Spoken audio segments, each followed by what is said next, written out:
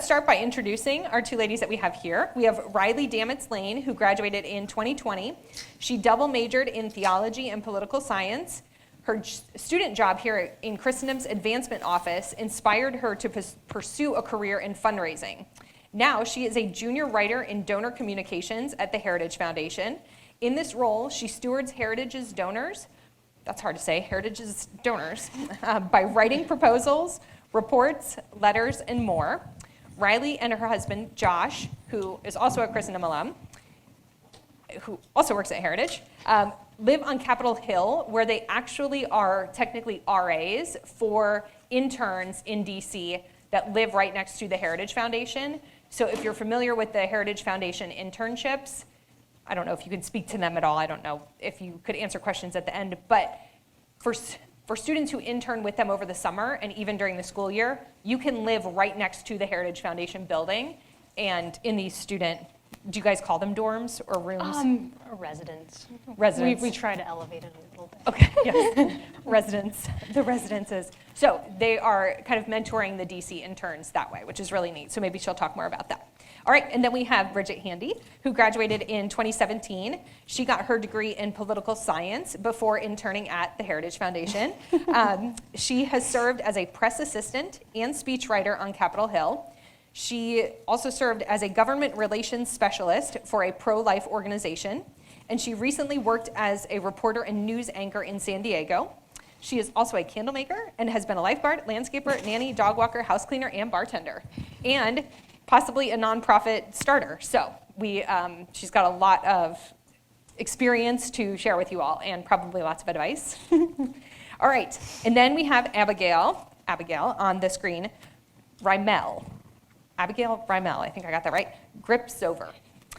She graduated in 2016. She majored in English and is a copywriter and digital strategist with a passion for telling stories.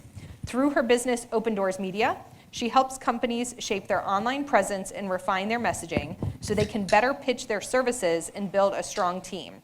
With over a decade of experience in writing, editing, and marketing, she knows how to tell a company's story in a compelling way. She serves clients in a variety of industries, including marketing, internal communications, healthcare, and industrial services. She is proud to be a wife and mom to 2 girls and grateful for the ways freelancing allows her to be home with her family while working. So if you will give them a quick round of applause as a thank you for being here.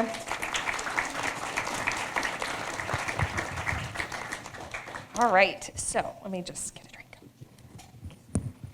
It's a whole lot of talking at the beginning here. Okay, so what I've told you all, the students you probably know, the point of having these Life on Tap events and bringing back alumni is to say, hey, they are doing the thing that you want to do. You can do it too, and here's how. And so I want you all to start by sharing why you decided to go into communications. Abigail, with you majoring in English, it feels like a very, obvious career path to go down, and then with you, with the advancement, and I'm not sure, I would love to know more about how you got into it. So if you all can each kind of just tell us why you decided on communications and the aspect of communications that you're in, because if you all noticed, they're doing 3 vastly different things within communications. So Riley, why don't you get us started? Sure. So I didn't know that I wanted to go into communications necessarily. I used to hate writing when I was in high school, but when I got to college, I really started to find my passion for that, and so I ended up double majoring, which to a lot of people was crazy because they're like, then you have to write 2 theses. And I was like, but that's the fun part. So totally went over to it, and I also had the opportunity to do some different experiences on campus. I did an internship with the marketing department where I helped write some articles for their website, worked in the writing center, but I really found my niche after I graduated from college. My first job out of college was in development, so I did basic administrative stuff. But while I was in that role, I was looking at what the other people on my team were doing, and we had grant writers, and I found myself very interested in what they were doing. So for my next job and my job after that, I kind of narrowed it down to grant writing, specifically donor communications. So that's how I got into it. Okay. So you're working your 3rd job? Yes. Excellent. Yeah, okay, so I want you to tell us more about that yes. later. Yeah, definitely. Great. All right, Bridget, how did you get into communications? It's a good question. I think one of the great advantages of Christendom is you do learn to write. You write a lot, and they always say, like, no one can write out in the world, and then you get in the world and you realize it's just very true. So, we write a lot here. I was very interested in the politics side, and then interned at Heritage because it was what I knew girls who weren't married when they graduated did, and I didn't. I had no idea really what else it was. Okay. And that completely opened my eyes to politics and really the impact that the little guy has. Members of Congress do very little of their own writing. They have speechwriters, they have leg-aides who basically write the laws. So when I kind of realized that was a route, I'm very passionate about the pro-life issue, more recently the sex trafficking issue. So it just seemed like a cool way to use what we'd been given here. And persuasion and rhetoric, which was one of the more interesting classes I took here at Christendom. I don't really remember the teacher's name. He was a little bit of a wreck, but the class was amazing. Rhetoric's amazing, and you just realize that the art of selling an idea, selling a concept, a principle, certainly a truth, it's so important, and it's important in conversation, it's important in writing, so I'm especially passionate about it verbally because I love to talk, so speech writing was probably the best job I've had because you write how you want someone to speak, but yeah, it was kind of one thing leading to another, but really stemming from the ability to articulate an idea, sell an idea. And, you stand out in a crowd when you can do that, so. Awesome, thank you. All right, and Abigail, tell us a little bit about how you got started. Yeah, so before I arrived at Christendom, I was already kind of writing online as a teenager on Catholic platforms. My goal was to major in English and to go into editing, more of like a literary path.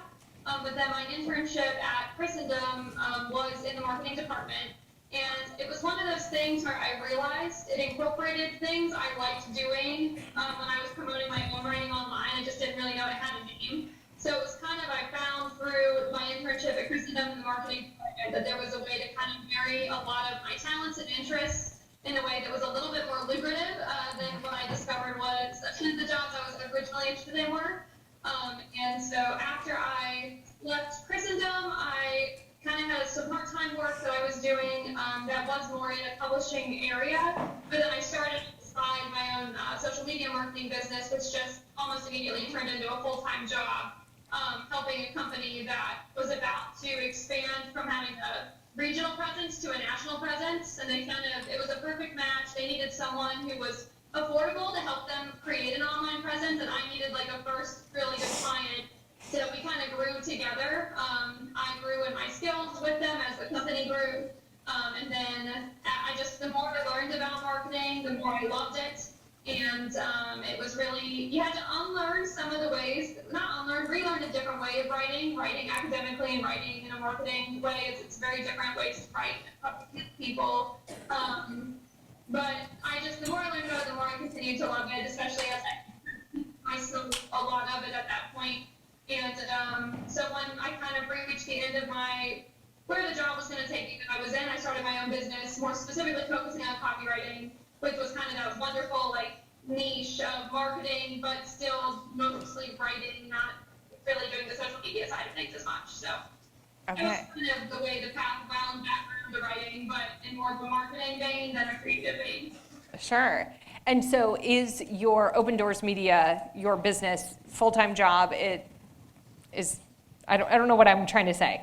Is it possible for some, go ahead. Yeah, so basically the beauty of, one thing I was really excited to share with the students here, especially the women who may be here and know that they hope to get married and have kids, but aren't sure if the family will need them to be able to contribute financially, is that I've been able to kind of grow it and shrink it as the family has needed me to. So it has been full-time and has supported the family, and it's also now a very small amount of our family's income. So it has been able to do both. That's the beauty of working for multiple clients instead of just having one employer, is that you can, or it's not like you can do it like that, but you can grow it and shrink it as you need it to for your family. Okay, wonderful. Thank you for sharing that. All right, because you guys have all sort of touched on different types of writing and communication. So can you tell me a little bit about the difference, Bridget, between the types of writing that you have done before and the types of communication work? Because Abigail brought up marketing side of things, and then you're doing donor relations, and then you're doing speech writing. What do you think is the difference between them, and help them understand Sure. that? I mean, it's kind of just different flavors of the same thing, because at the end of the day, you're always in communicating. You ought to always be trying to convince the reader or the listener of whatever you're talking about. So you're either selling an idea, or you're trying to convince someone to donate money. There's very rarely just like bland, benign communicating that has no point or purpose. So it's one of the reasons I loved the rhetoric class I took, because I realized if you know what you're trying to sell and you're a good thinker, then you start there and then you go from, okay, so here's an example of speech writing. Obviously it's rhetoric, so there's more room for passion and adjectives, and you can be a little bit spicier, but you're still at the end of the day trying to sell the constituent or other members of Congress or the general public on an idea or a bill or whatever. So I love that, because there's an element of sometimes competition. You have to be sharp, you have to know how to think, and it really isn't just blah, which is why learning how to write concisely and writing with clarity is so important. It's why I feel like Christendom, they told me, too many adverbs, too many adjectives, and you're like, what the heck? Well, if you can write a sentence and sell an idea, or write an essay and sell an idea with truth and points and be articulate without using all the fluff, then you've just succeeded, and then you can, tailor it to whatever the purpose is, whether it's written or oral or whatever. Okay. And Abigail, you were talking about social media. So were you doing social media marketing or writing beforehand, and now you're doing a little bit different? Tell us a little bit about the difference in what you've done. Yeah, so I've written a lot of different things when it comes to the marketing sphere. I've written anything from press releases and blog updates and internal newsletters for companies. I've written social media posts for companies to help grow their LinkedIn presence, especially. I've done some Instagram posts for companies as well, blogs, emails. It's kind of been a big variety of things. And it really, to Bridget's point, it really depends on your audience. And the more you can tailor what you're saying to your intended audience, the better it's going to work. If it sounds generic, like you could just swap out a couple words and it could work for anybody, it's not going to be very effective. And so that's why one of the kind of unexpected skills you need as someone in any kind of communications is you have to be a really good listener. And you have to be really good at putting yourself in other people's shoes.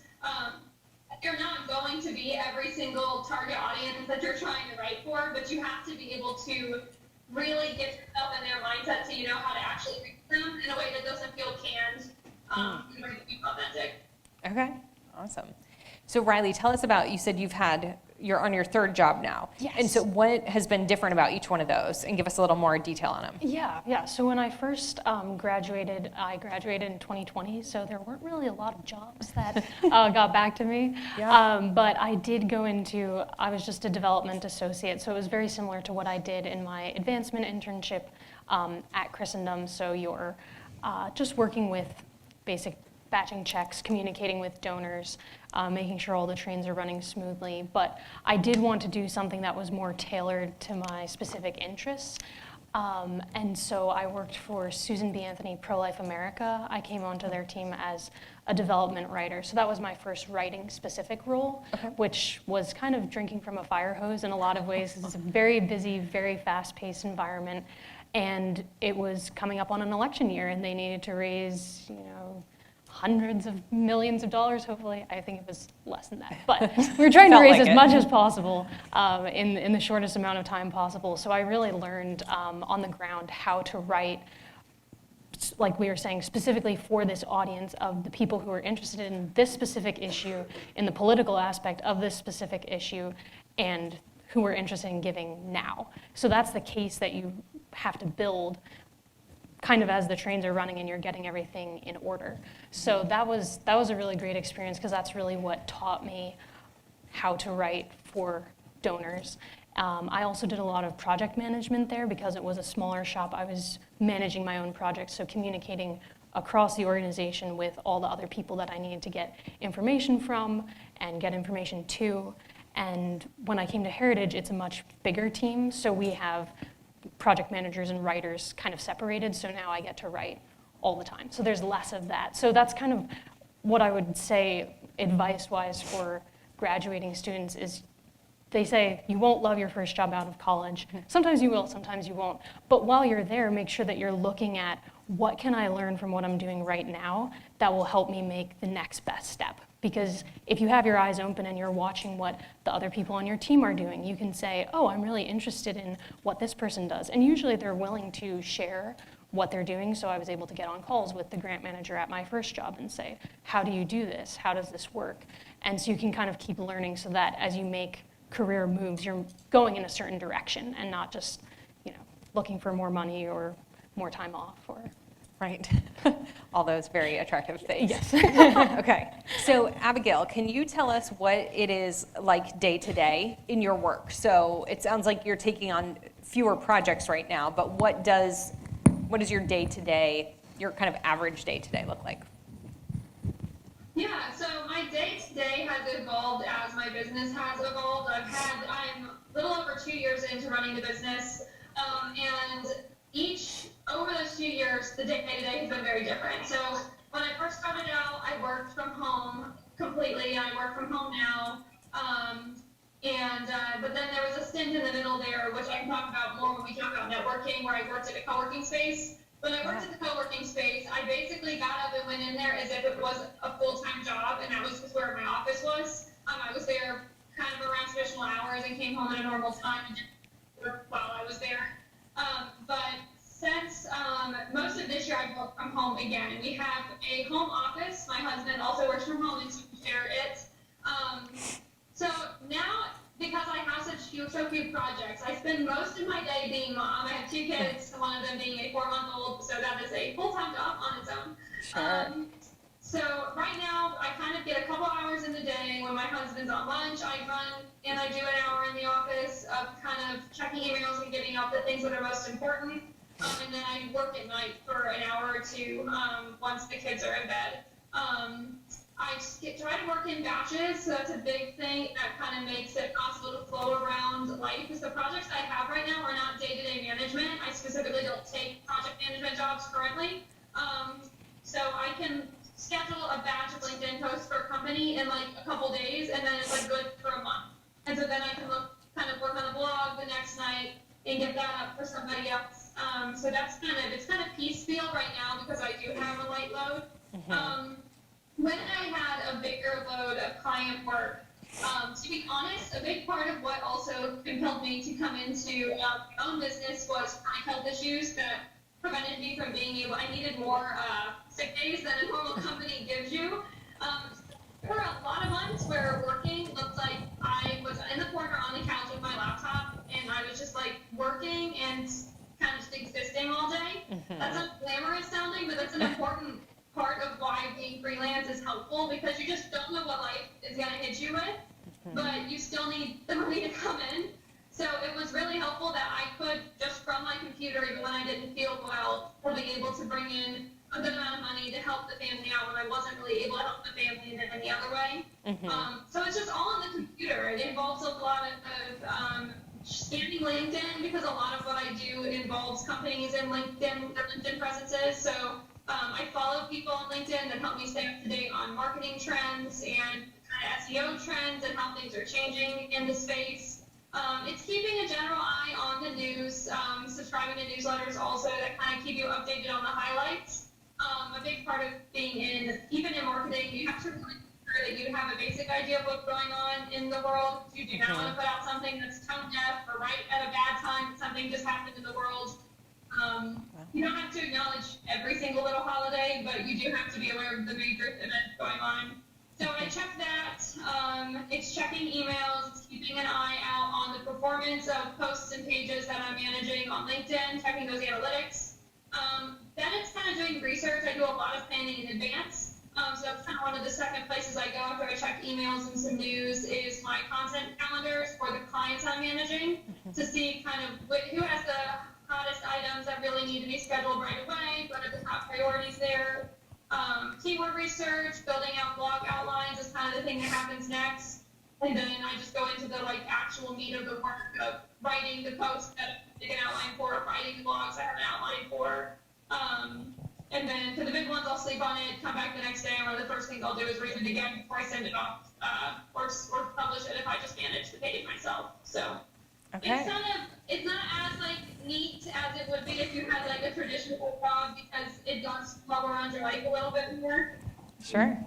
No, that's great. That's exactly what I wanted to hear. I don't know about you all, but I wanted to hear the nitty-gritty stuff. So can you tell us, Riley, about what your day-to-day is and talk about how it's different? Yeah, so I mean, I do have to get to work at a specific time, so. But you live right next door and yes, you can walk. I live right next door, so that's been really great.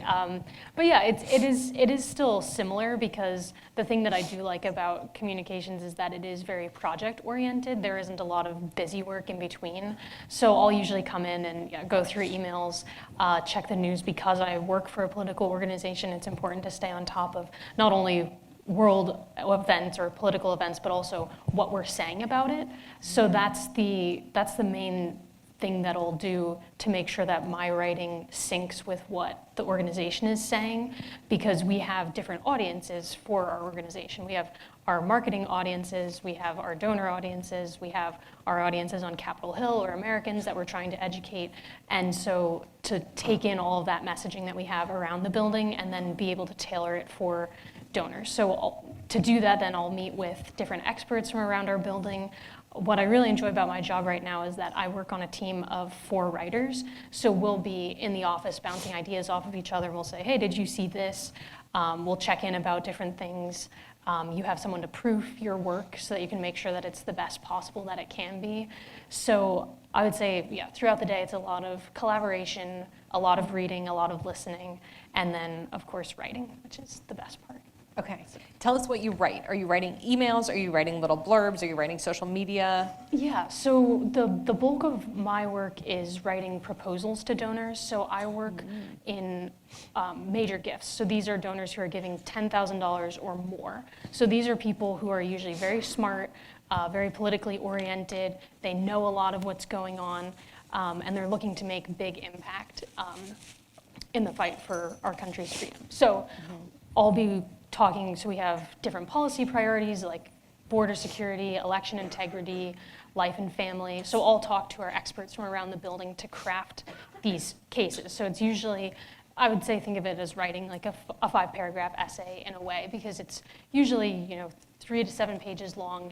You're building this case on what the problem is, how the organization can help solve it, and then what the person can do, which is donate money to help make that happen. And then also, the other longer form that I write is reports. So say I write a proposal for someone, they give, and then they want to know what happened. Did we do all the things that we said we were going to do in the proposal? So we have to give them a report that will go through the different areas that they were interested in, give them updates. Did we pass the legislation that we wanted to? Did our plans have any effect? And then I also will do event materials. So this is kind of like the marketing aspect. I'll work with our events team to put together different emails that will go out before an event to make sure that donors are aware of it and are registering. And I'd say that's the bulk of it. And then thank you notes. There's a lot of thanking that happens. So it's really, the attitude of gratitude is woven throughout all of our messaging. Oh, very nice. Okay. Yeah. So Bridget, tell us a little bit about your day today. You've obviously done many different things. So talk to us about, what was it like day to day with speech writing? What was it like? Because you were doing broadcast journalism too, right? Correct, yeah. And you were an on-camera reporter. Correct. So tell us about kind of those two differences. I've had a lot of different jobs. So Capitol Hill is, you probably know a little bit about this too. It's so interesting because obviously your boss can lose in the House side any 2 years. So I've had a lot of different jobs because there's a lot of turnover. So that was interesting. My first boss was awesome, and then he lost after less than a year with him. So it was a little traumatic. And then you have to scramble. The whole office dissolves, and you have to find a new job. Wow. Okay. Yeah. That's why I work at Heritage. Okay. A little more stable. But I'm a sucker for chaos, so that's kind of fun. But it's really, like both girls have said, it's really knowing your audience, being very specific and personal, which kind of leads to a greater conversation about communication in general, which is that it really is more about the person you're dealing with. Like if you have a great product or you have a great idea, or even if you're trying to get money from someone, it's because you believe you have a cause that it's better for these people to get behind.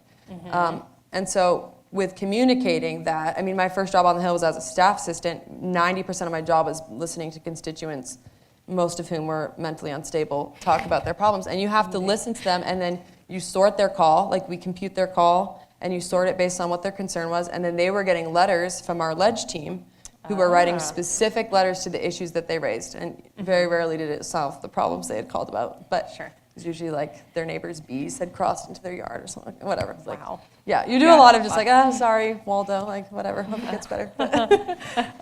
So it's the same with writing. Like you really want to be able to communicate to people, and this is definitely the case with broadcast journalism, which we can get into this more if you want. Yeah, go for it. The news side, you're literally reading off a teleprompter, so you're not. There's no room for any sparkle, right? You're just reading the news, which I'm not sure if this is popular or not. I'm very anti-news, which is one of the reasons I left the job. I don't think it's making.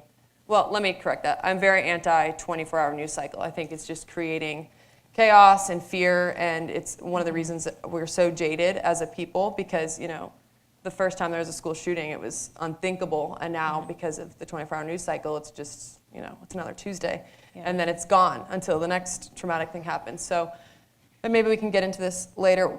I'm really, really passionate now about that person-to-person communicating, and it can be through different mediums, but if at the end of the day it's not about the best interest of humankind, then it's time to take a step back and ask ourselves, like, what are we doing, Because it really is most important that we are preserving or saving a culture that is very rapidly in decline.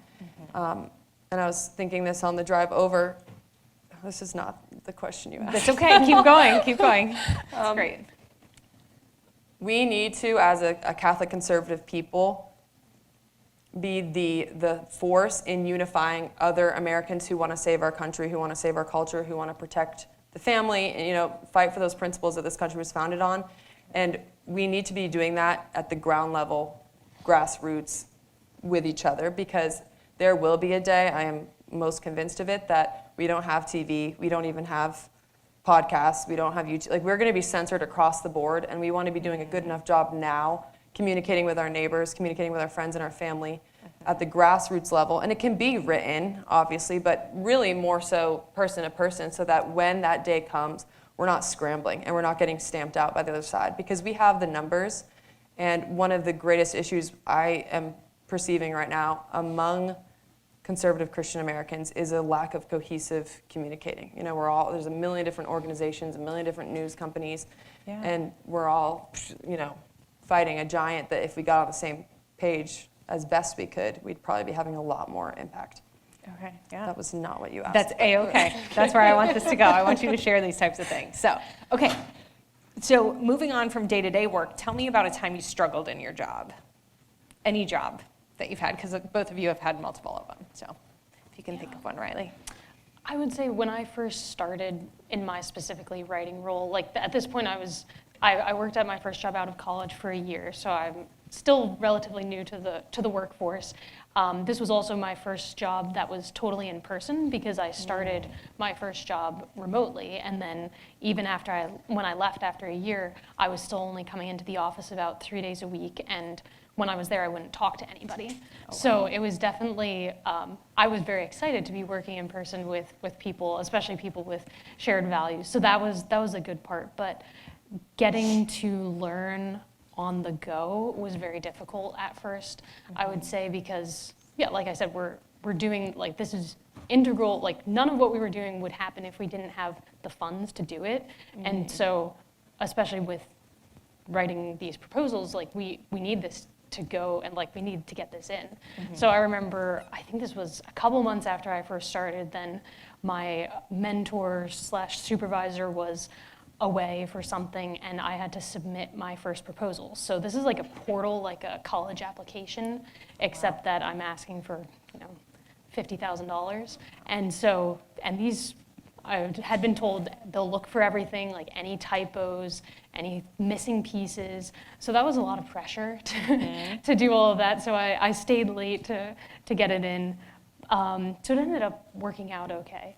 But it was definitely, I think the learning on the job was difficult, because that's the thing, is everyone in the workplace is working. It's not like an internship where your job is to learn, your job is to work now. And so there are definitely always helpful people, but sometimes things just have to happen, and you have to be able to, bite the bullet and do it. Sometimes with less direction than you would hope you would have. So definitely, kind of what I drew from that is definitely take the initiative, to definitely listen to the instructions that are given so that you can have that knowledge to build on and to be able to make prudent decisions on your own when your supervisor isn't there for whatever reason. Sure. So, okay. Abigail, tell us about a time that you've struggled in your job. Yeah, so the time that I struggled that comes to mind first is towards the end of when I left the company I was working full-time for. It was in the blue-collar industry, and so there was kind of a mix of opinions of whether or not their digital presence was important. And that's a bad place to be in when you're the one running the digital presence, especially if you are a team of one. And the company, again, in my time working for them, went from having a southeastern presence to having a national presence, from having less than 40 locations to over 100 locations. And so to be the only one managing that digital presence as it grew was obviously an increasingly large job. But it was impossible to get additional resources or permission to hire people or even have any kind of budget to work with when half of the decision makers didn't fully understand or appreciate the value of what they were doing. So that was a tricky situation because I had to just keep doing the very best I could, and that was why all of these online resources to teach yourself and keep learning were so valuable. Because it was, even if no one was paying attention, it's always been important to me to do the very best I can in my conscience. I can't do it halfway. I have to do it all the way. And so having all these ways online available to us now to keep learning and to keep upskilling what I could do, at least helped me feel like I was doing the best I could, but it definitely hit a kind of dead end for me when that lack of complete understanding of what I was doing and its value at the top meant I wasn't really going to be able to increase my income. Because they weren't going to give somebody a raise if half the people didn't fully get why it even mattered what I was doing. So that was when I kind of, it took another year after kind of reaching that point for it to be the right time for our family for me to make a change. But that was hard. It's hard to keep giving your all to something that you know that not everybody cares about. But in that situation, I really appreciated Riley's point earlier because making the most out of that situation and still choosing to learn everything I could and just continue to give my best was what helped learn all the skills I needed to then go start my own business and be able to do all these different things for these different companies and feel experienced and confident doing that because I had kind of learned all of these other things on my own by just making the most out of the position I had, even if I was the only one benefiting from it sometimes. And then it was kind of the unexpected side of it too, was the only people that always really cared were the employees, which was part of the goal of my job. It was a bit of a kind of fusion of a job that grew as the company grew. But part of the point was to keep the employees engaged as the company kind of changing from being a small family company to being this large national presence. And so I would get a lot of feedback, especially from particular employees, really appreciated the efforts, which ended up kind of being a funny thing because now a lot of the work I do is in internal communication, which I never even knew existed. And had I not had those hardships before and at least had the payoff of the employees caring about my effort, I wouldn't have been prepared for a lot of what I'm doing now. So sure, sometimes you have to. Point, whether it's any job, no matter if it's literally waiting tables or something, all the way up to these ladies working at Capitol Hill, make the absolute most out of it because you never know what it could be preparing you for next. Sure. Sometimes you have to struggle to learn and to get better. You do. Yeah. Can you tell us really quickly what is internal communications? Yeah, internal communications is just a fancy term for all of the ways that a company communicates with its employees on the inside. So that's everything from the emails they send out to their employees to intranets, which is kind of like an internal employee social media, if you will. People aren't posting their pets, but it's ways that they can kind of interact and communicate without having to be through an email. A little more formal than Slack, which is just messaging back and forth, but less formal than an email. Okay. So it's basically just kind of helping companies craft their messaging in a way that's authentic, but also helping their employees feel like they're actually paying any attention to people at the top, to what the people on the front lines are actually feeling and thinking, instead of just blasting out a bunch of mindless stuff that the employees know no one even put any thought into. Okay, great. Thank you. All right, so now let's flip it and tell us about a time that we didn't talk about your struggles. Tell us about a time you struggled in your job. Gosh. Because we want to learn from your struggles. No, I mean, I think both girls have brought up a great point, which is that no matter where you go, you need to hustle, and it's struggle. Like it's, and I think in communications in particular, until you're at a director position, you are grinding and you're not making a lot of money. And in almost every comms job I've had, certainly on the Hill, I was also serving tables, cleaning houses. I mean, even my most recent job in California, which, I mean, they take half your paycheck for taxes. But, I mean, I was cleaning houses on my off days because it was just not a lot of money. So knowing that you have to hustle and being hungry, employers see that. So if you are in a new job and you're a rookie and you're staying late and you're getting there early, or you're asking for more work, or you're asking someone to show you how to do something, every now and then you'll get a grouch who doesn't want to take the time. But if you're working for someone good, you're on a good team, they want you hungry. They're going to show you. And it just shows initiative, and then they're going to remember that down the road. So like Abby said, you're learning something valuable that you don't even know when you're going to need next, but also people notice and they're more willing to vouch for you and put your name out there. On that note, and this is something I've had two like very toxic work environments. I had a boss on Capitol Hill slap me. Oh my goodness. And she got fired. She slapped me in the head. It was very interesting. Wow. Anyway. That's awful. And then our press secretary went to a new job the same day. So for 2 weeks, the intern and I were running the whole comm shop for a committee. Wow. Which is crazy. It's like a ton of speeches and stuff. It was actually really fun. But yeah, we had it like whatever, the whole office to ourselves. And then most recently, and I won't bore you with the details, but it was a very toxic work environment internally. And you know, on paper, news anchoring is probably the most glamorous job I've had, but it was just not worth it was not worth relapsing on my alcohol addiction. And it wasn't worth perpetuating just, you know, harm. It's just never worth it. So I just do want to say that, because there is a huge difference between having to work hard and earn your stripes and even having to deal with people having a bad day here and there, and putting up with what you should not be putting up with in a professional setting or really in any relationship.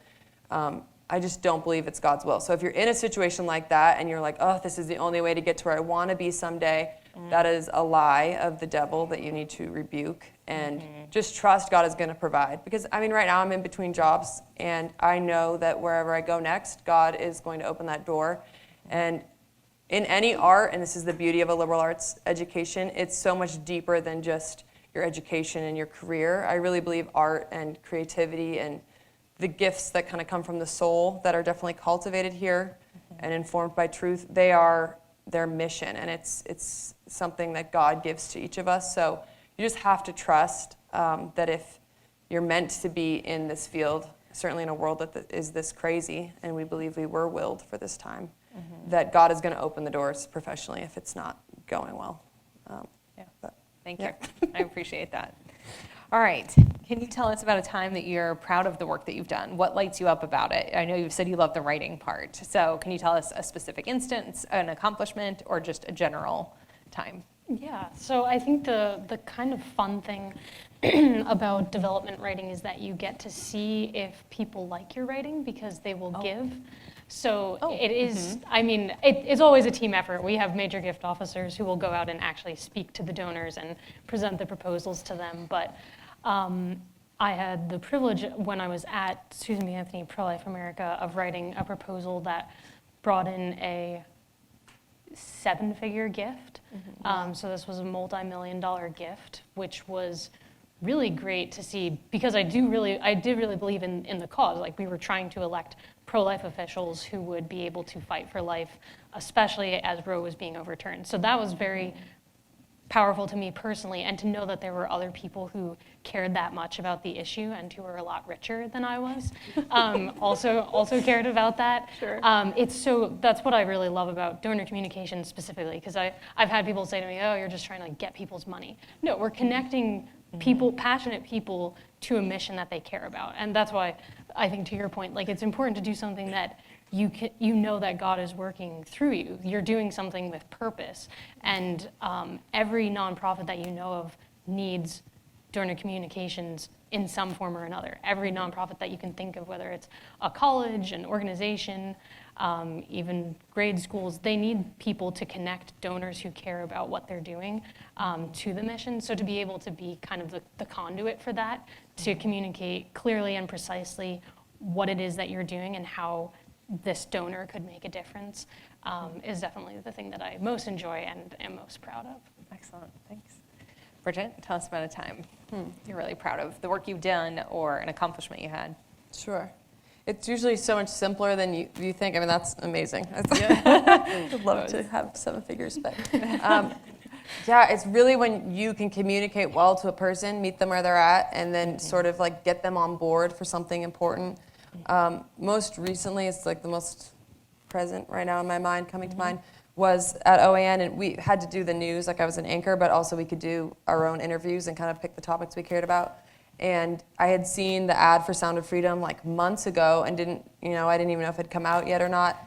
And I was one of like the first on the movie, and I was like, this is huge, we got to get on it. And so I got Jim, like early days, Jim Caviezel, I got to interview him, which was really cool. And then after the movie was a huge success, like it was hard to even like get in contact with him. So that was huge, like feeling like I was able to identify something that was going to be, kind of a shaker and a mover, and be able to get on it and do that. And that's actually a good segue into something else, which is that, my time at OAN was not great in a lot of ways, and I'm obviously not there anymore, but there's always something to learn, and God is always working. And having worked there, like I now know I don't want to do news, and I almost went to school for broadcast journalism before Christendom. Wow. So 10 years later, post-grad, I'm doing a job that I almost went to school for, realizing it's not really for me. But it did solidify for me the importance of the sex trafficking issue. It like really woke that passion up in me. So just knowing that wherever you are, even if it's for a short stint, that God is using it to kind of cultivate, and use you. If you don't even know the impact you're having, even if it is just internally, you've made people you work with think about God or truth in a different way. Mm-hmm. Okay, great. And then we'll come back to your new passion about that. Yes. All right, Abigail, tell us something you're really proud of with your work in communications. So, I guess there's kind of a couple things that stand out, and it goes back to Bridget's point about how if you're giving your best, someone's noticing, even if it's not the people who are directly around you. Because shortly before I left the fire protection company whose digital presence I was managing, a private equity firm that had been interested in purchasing them had sent somebody in the leadership of the company a message saying they felt that that company had the best online presence of anyone in the industrial space. And so that was like, yes. I was like, I know I was doing something right. Even if the people directly above me weren't acknowledging it, to hear somebody outside who, especially in that situation, had no idea who he was even responsible for that presence, giving you such a major compliment was at least it was nice to get that little affirmation before I left, for sure. Wonderful. And then after kind of starting my own business, one of the kind of most gratifying things was when I started working in internal communications. I started working for this agency run by someone who's been in internal communications for decades. It's his whole career. He's an expert in it. Mm-hmm. And to hear him echoing sentiments that I believed and have been trying to apply myself to reach the employees in the company I was in when I left it was also just really validating, just internally, to feel like, okay, like I didn't have this sense correct, even if I didn't fully understand what I was doing. Little kind of like reassurances that like, no, you're not crazy, and yeah, this actually does make sense. I don't know, it just goes a long way, especially when you are running this at that point. You work for such a mix of people, not everybody's going to give you a ton of feedback on what you do, especially if they're like, okay, thanks for this blog, like, bye, we just need to kind of take what you gave us and run now. You're not always going to get a ton of feedback. So when you do get positive feedback, it just helps you feel that much more confident continuing to pitch your services to people and knowing that you do know what you're talking about. Because I think it's easy when you're young. We're all, so young still compared to many other people in the industry. You're like, well, if people in kind of with more seniority and more experience are performing in this way, and I feel like I would do it differently. Am I the crazy one, or maybe I do have some new insight here that would be helpful. So getting that feedback is really helpful to boost your confidence and keep going at it with your new ideas. Okay, I love that. Thank you. All right, so is it really 8:30 already? Can somebody clarify? 8:20? Okay, great. The clock is a little, what is the word I'm looking for? It's fast. I also can't see it correctly. So I want to make sure we have enough time to answer some more questions before we wrap up. Tell me, somebody mentioned networking at some point. So let's go there. What has networking been like in your career? Tell them why it's important to network and maybe one tip on how to do it. Go ahead, Riley. Okay. I don't feel like I'm necessarily the best at networking. My husband Josh has actually really been the best networker that I have because he's encouraged me to follow my passion for writing and help get me in the door at Heritage. But I would say that, and this would be just general advice for anyone going to Capitol Hill or thinking about going to Capitol Hill, it is a small world. You will not believe the people that you will see multiple times, and I'm sure that you've experienced this too. And word gets around, so if you want to enter a space like that and you're like, I'm gonna get out of the Christendom bubble, beware, there's a DC bubble too. So that would be my networking tip is like, I mean, so many of the people that I work with I'll see at church or at other places, so definitely take part in like those casual relationships because it's great to have friends at work and it's great to be able to connect with people later on. I feel like networking hasn't been as much use for my career, but it has helped other people that I know because I'll say, oh, like we have an opening at Heritage for this kind of job, like would you like to apply? So I think that it's good to keep in mind, but also keep in mind that you are a networker and that you can be looking out for other people if you have classmates that you know are interested in certain things. Just because of the position that you get to be in, you might be able to help someone else out. So. Excellent, yeah. And I think usually I do this in the sophomore EFL on internships, that you are each other's network. Like you sitting in the classes together, you are building your own network with the 4 classes that are here right now are a network, but then you with your class, you're a network. You with your major, you're a network. And so make sure that you're keeping up with people. And I know that it can be so annoying when Mr. McFadden is like, connect with 500 people on LinkedIn before you turn in your assignment. And then you all get locked out of LinkedIn. But it happened to multiple people, unfortunately. But it's so important that you keep up with them. And so starting that connection now and then keeping up with them over time is really great. So I appreciate you saying that. Yeah. And I would add one more thing to that. Like we tend, while we're on campus, to kind of fall into our own groups or cliques, even if unintentionally. But when you graduate, a lot of that kind of falls away. So I would say don't burn bridges even on campus, because I've connected with other friends who I didn't think that I would see again necessarily, who ended up being in the area. And sometimes, especially if you graduate during COVID and there's no one there, it's great to have somebody. So just make sure that, you leave the doors open and don't be afraid to step outside of your bubble or your clique from campus to connect with people. Yeah, excellent. All right, Abigail, tell us about networking in your life. Yeah, I just want to agree with the value of the Christendom network for sure. I remember talking to Mr. McFadden about a specific company I had really wanted to work for, and I felt like I was going to have to like change schools and everything to be closer so I could start networking there. And he was like, the person at the top of that company graduated from Christendom College. I was like, what? Like, how is that even possible? So the Christendom bubble has so many ripple reaches that you just don't even know. One of my newest clients I just signed up with is someone who was a couple classes below me at Christendom that just reached out to me because they saw me on LinkedIn, saw that I did what they need right now in their company. So you just really never know. Even something as simple as connecting on LinkedIn is a good way to at least just keep them in the back of your mind somewhere there so you can reach out to them again. But networking has been huge for me as a business owner. So LinkedIn is a great way to do it. Don't be ashamed to start talking to people about what you do, and let people who want to help you, let them help you.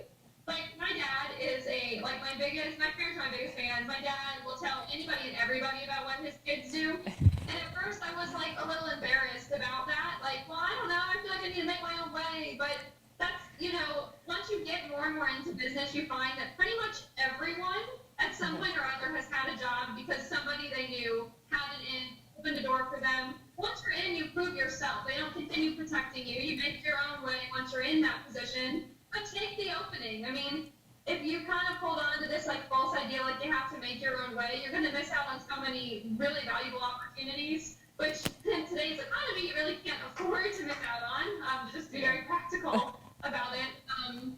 But again, so let people who want to champion you talk about you. Don't be ashamed to sell yourself when you hear an opportunity. The worst that can happen is someone says, we don't really need that. Then you're where you were at already anyway. You're not going to be worse off because you mentioned you could do something, but you could actually find a new opportunity. And then I will say that co-working spaces are a great environment if you are trying to go out on your own and you have the ability to hop in on one, even if I was only part of one for a few months, and that was where I made some of the biggest connections with the clients I'm still working with now. Because it's a group of people, a lot of the people in there are either have similar goals. They either want to be able to work remotely, or they are also their own business owners or running small businesses. So there's really a nice culture part in a co-working space.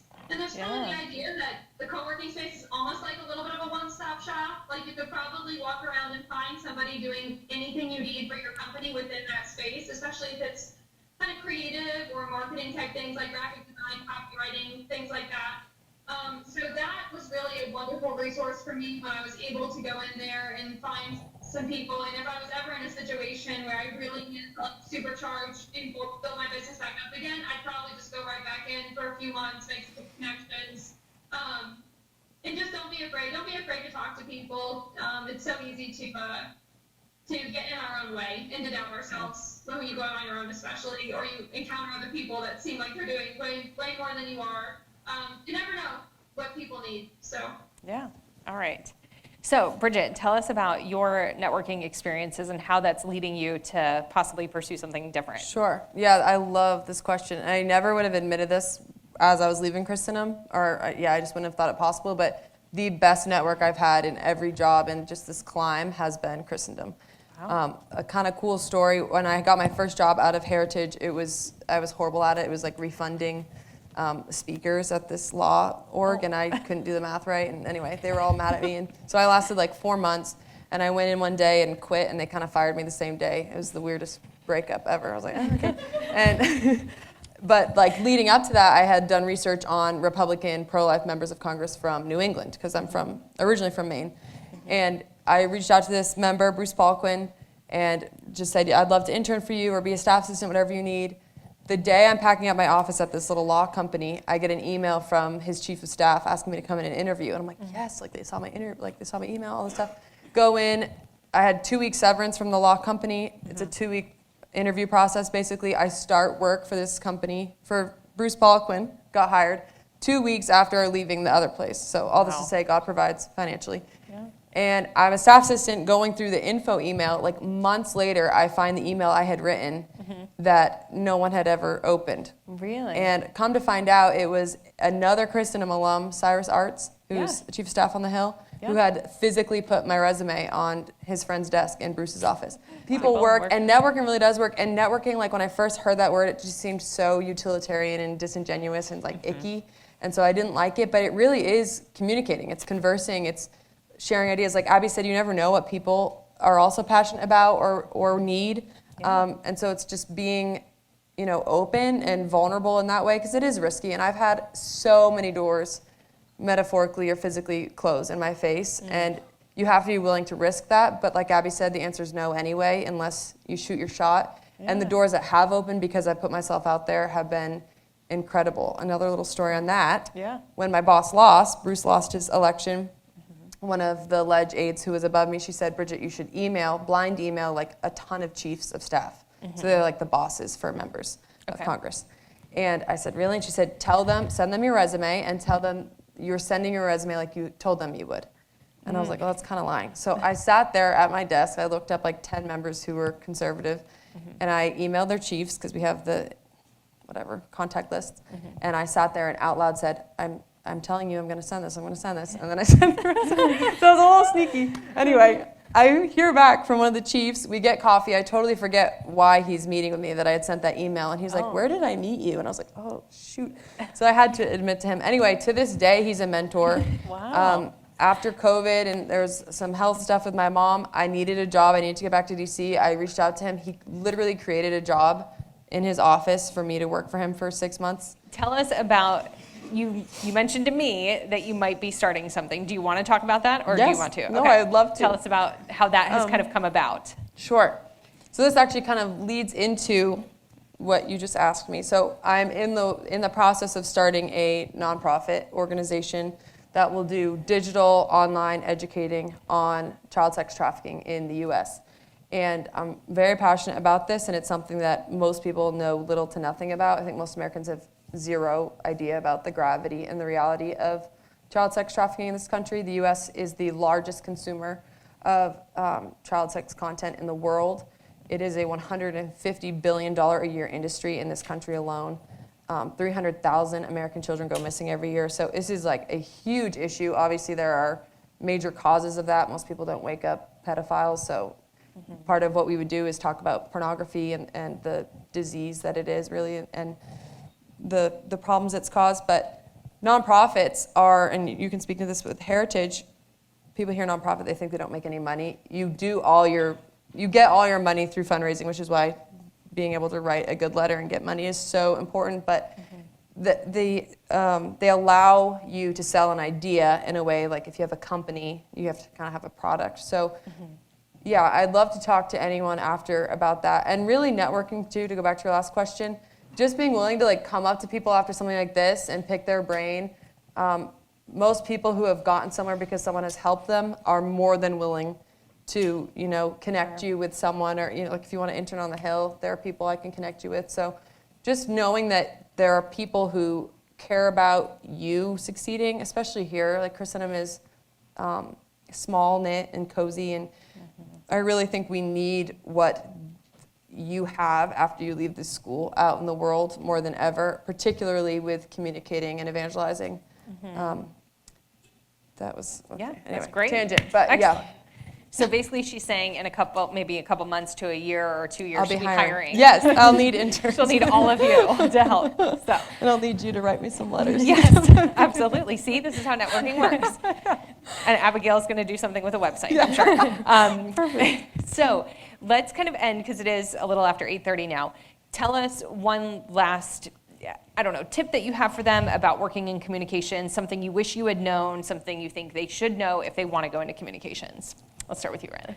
Great. I would say definitely when you're considering what you're interested in. I know growing up, your parents or your church is always talking to you about finding your vocation and using your talents. And the thing that I would urge all of you to do is to bring it to prayer and to really ask God to show you what talents he wants you to use. Because I feel like I always thought that it had to be a talent that was kind of fancy, like being an artist or being a musician or something like that.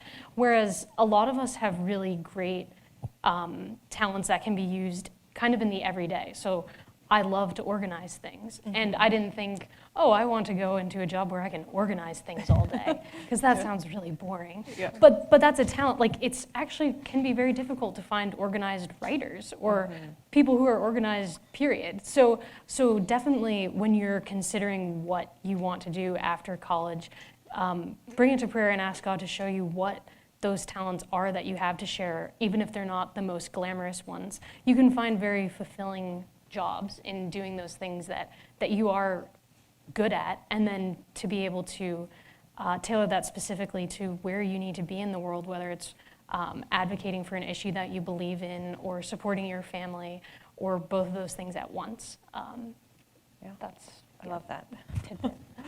All right, Bridget. Yeah, that's great advice. I would say don't compare, and that's different than being, uncompetitive or undriven. Like, be scrappy and go. But they say that comparison is the thief of all joy. Yeah. I think it's also the thief of creativity. And with communicating, even if it is, you're doing a marketing project, obviously there's quota and you have responsibilities, and it's not always fun, and it's not always just a free flow of creativity. But with a liberal arts degree, it really is soul work. And we are armed with the truth. We're armed with an incredible education. There is on us the burden of a certain responsibility to go out in the world and share these gifts. But if it's driven by anxiety or comparison or money or followers or where the next guy is, like, you're going to lose the ability to do what we're called to do well, I think. I mean, every time I've gone out and done something because it's what the other guy's doing, it has never, ever come out well for me.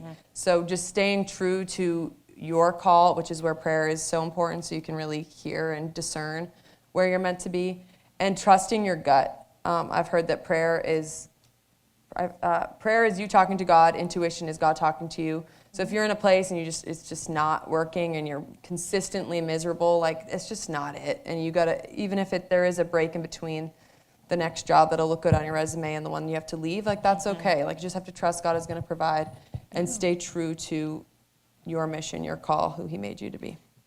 Thanks. All right, Abigail, what do you have for us?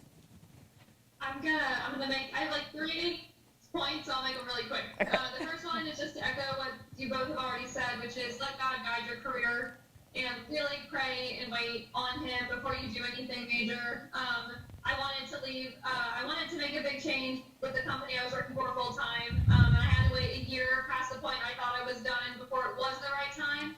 And if I had jumped when I just wanted to and hadn't waited, it would have really been bad. So God knows things you don't know, and it sounds like obvious to people that pray often, like, oh, of course I'm praying about my career. But sometimes when you stop and look at it, you're not trusting him as much as you think you are, because you're just like going about it. You think because you're just trying to do your best that you are praying about it. But there's like the difference between truly surrendering and listening and just trying to do your best. It's like both different versions of doing the right thing, but one's going to help you get a lot closer to where God's trying to get you, and actually end up being easier in the long run, although it's scary to trust that much in the beginning. The second one is practical. The second two are practical. Just comms in communications of any kind can burn you out. Social media moves so fast. Bridget talks about 24-hour news cycle. Even internal communications around something can go very rapidly. So sometimes when you're early on, you have to earn your stripes a little and do some of that really difficult, hard, around-the-clock work. But if you're the kind of person that just knows you're not going to be able to sustain that, or maybe you think you'll be able to, just make sure you explore all the avenues of communications. And to Riley's point, like, look at all your talents and how they could apply in other areas, because you're bound to end up burned out by one of the more fast-paced ones, and you want to be able to kind of pivot a little bit more smoothly when that time comes. And then the third one would just be to, like, start paying some bills and looking at the reality of what things cost right now. I mean, I think that it's easy when you're in college to not necessarily think about, like, all the aspects of it, or to think a certain career would be a really great one. And then you, like, get out of college and you look at rent and you look at the salary and you go, oops, that's not going to work. Like, to Bridget's point, like, she had to work multiple jobs to make ends meet, although she was doing going along the path she wanted. Right before I left the full-time job I had, I also had a part-time job at night to make ends meet. So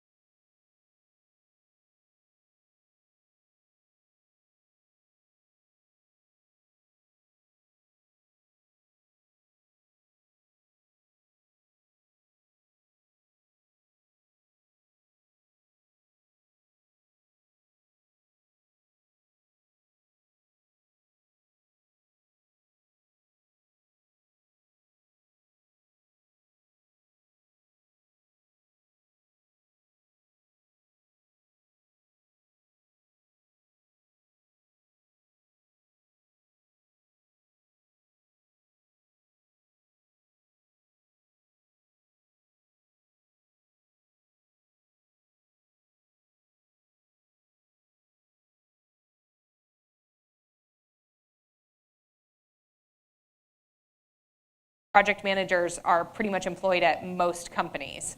And so they can do different aspects, and they're kind of the bridge that kind of connects all sorts of industries. So I think that'll be really great for you all. And then I thought there was one other thing I was going to tell you, and now I can't remember what it was. So it's probably not that important. So give them a round of applause. Thank you all for coming out right before fall break. Good job.